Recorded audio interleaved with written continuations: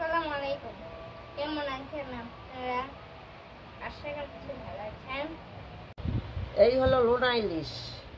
আর লোনা ইলিশের বড়া বানাতে লাগবে পাতা। এটা হলো কাঁকরোল পাতা।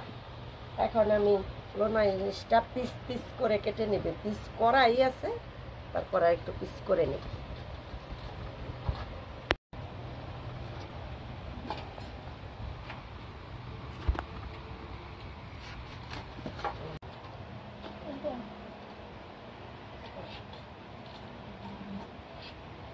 আজকে শুধু এই পিস দিয়ে করবো, বাকি আরেকদিন হলো মাথা লেস। এখন আমি হালকা গরম পানি দিয়ে এগুলো আগে ধুয়ে নেব, তারপর ছোট করে কাটবো।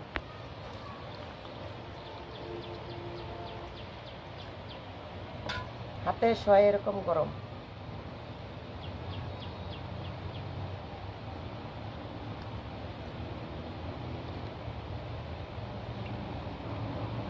ভালো করে ধুয়ে তারপরে আসছে।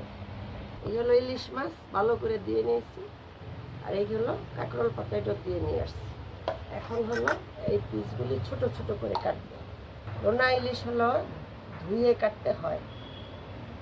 যদি আগে কাটতাম তাহলে এটা গরম পানি দিলে সব গলে গেল, এই জন্য আগে ধুয়ে নিয়ে আসছি।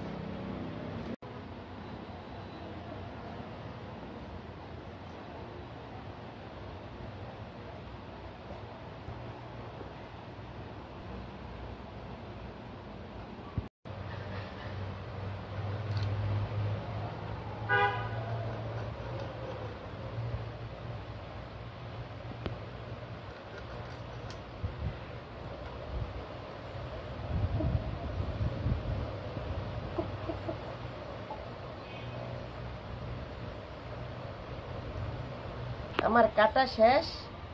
এখন বড়া বানানোর জন্য যা যা মশলা লাগবে ওইগুলো এখন দেব।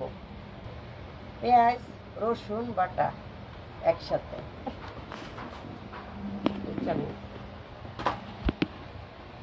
তারপরে হলো ধনিয়া বাটা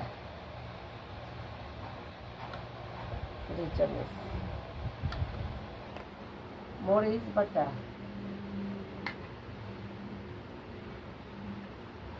3 চামচ, হলুদের গুঁড়া 1 চামচ, লবণ লোনা ইলিশে লবণ লাগে না। আমি মানে মশলা দিছি এই জন্য অল্প একটু লবণ দিয়ে দিই। মাছে লবণ লাগবে না, শুধু মশলায় যেটুক লাগে এটুক দিয়ে দিলাম। সয়াবিন তেল, অল্প একটু সয়াবিন তেল। এবার এটা হাতে ভালো করে মাখায় নেব। মাখানো হয়ে গেছে। আমি এবার অল্প অল্প পাতায় দিয়ে বড়া করব। যে 3টা পাতা একসাথে এইভাবে দিলাম। দেওয়ার পরে আমি এখানে 3 পিস মাছ দেব, দিয়ে মশলা দেব।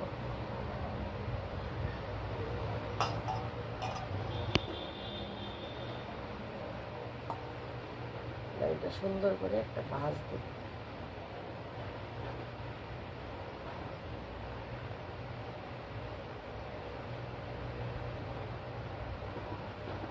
এই যে এইভাবে এটা এখানে রাখি, কড়াইতে রাখি।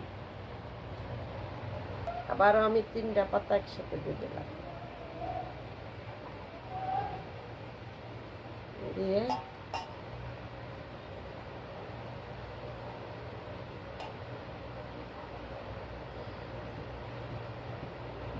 মাছে মশলায় ভালো করে মিশিয়ে দিলাম।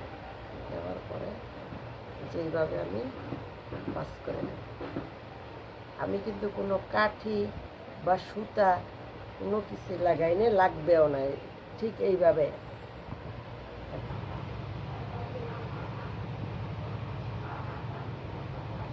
মাছের মশলায় মিলিয়ে দিতে।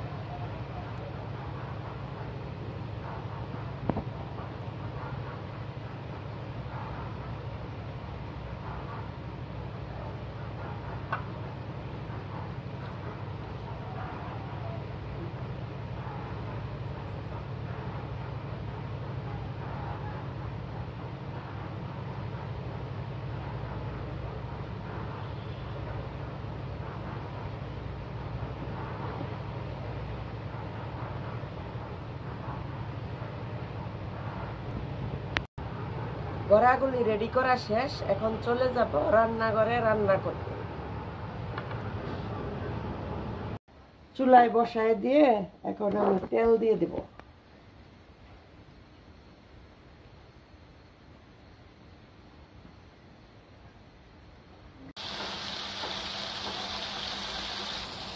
উল্টায় দিব।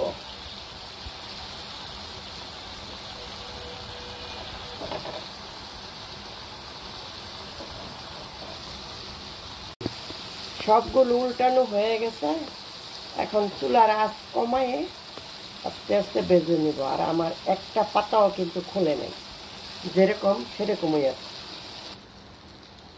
বড়াগুলি হয়ে গেছে, এখন উঠায় নিব।